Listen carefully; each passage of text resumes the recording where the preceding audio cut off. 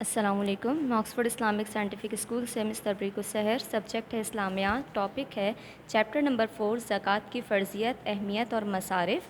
بک کا page number ہے 109 سے 111 تک.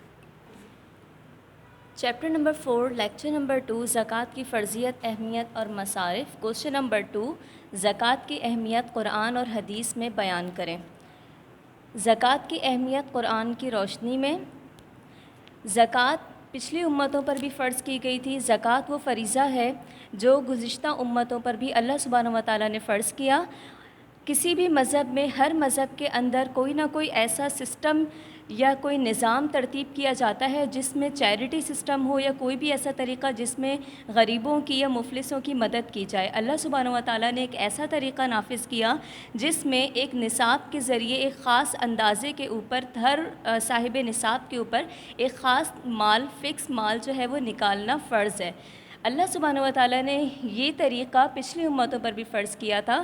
سورہ مریم میں اللہ سبحانہ و تعالیٰ نے حضرت عیسیٰ علیہ السلام سے فرمایا کہ اے عیسیٰ علیہ السلام سے کو حکم دیا کہ جب تک وہ زندہ رہیں نماز قائم کریں اور زکوٰۃ ادا کرتے رہیں.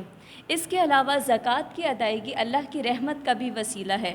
سورۃ النور میں اللہ تعالیٰ نے فرمایا نماز قائم کرو، زکوٰۃ ادا کرو، امید ہے کہ تم پر رحم کیا جائے. زکوٰۃ ادا کرنے والے سچے مومن ہوتے ہیں.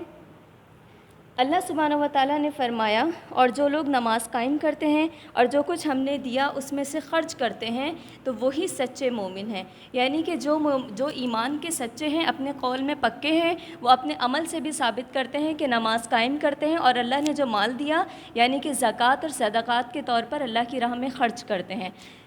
اس کے علاوہ خوف اور رنج سے نجات کا بھی ذریعہ ہے. اللہ سبحانہ و تعالیٰ نے سورہ بقرہ میں فرمایا کہ جو لوگ ایمان لے آئیں اور نیک عمل کریں، اس کے ساتھ وہ نماز بھی قائم کریں، زکوٰۃ بھی ادا کریں، تو آخرت میں نہ ان کے لیے رنج ہوگا اور نہ خوف ہوگا.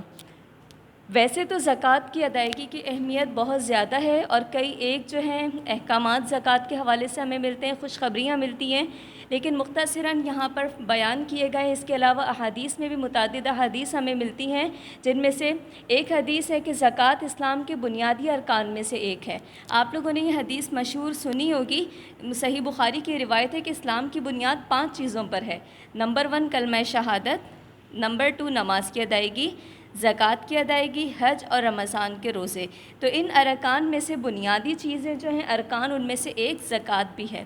اس کے علاوہ ادائیگی زکوٰۃ پر نبی کریم صلی اللہ علیہ وسلم نے عہد لیا تھا.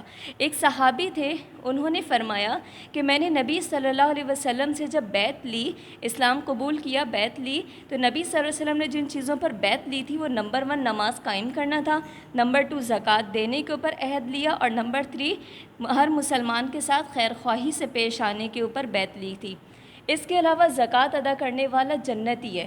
ایک اعرابی تھا، اعرابی کہتے ہیں بدویوں کو، یعنی جو دیہاتی ہوتے ہیں، عربی میں ان کو اعرابی کہتے ہیں.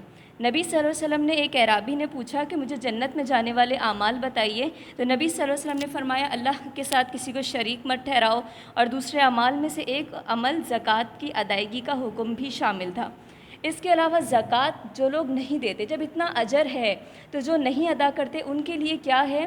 تو اللہ سبحانہ و تعالیٰ نے سورۃ التوبہ کی آیت نمبر 34-35 میں ڈیٹیل میں فرمایا کہ جو لوگ زکوٰۃ ادا نہیں کرتے، روز قیامت ان کا حال یہ ہوگا کہ وہ سونا چاندی جو انہوں نے جمع کر کے رکھا اور اس پہ زکوٰۃ ادا نہیں کی، وہ تپا کر، جلا کر، اور وہ ان کے پیٹھوں پر مارا جائے گا اور کہا جائے گا کہ چلو اب جلنے کا عذاب چکھو. ہوم ورک ہے لرن کوشچن نمبر 2. جزاکم اللہ. السلام علیکم ورحمۃ اللہ وبرکاتہ.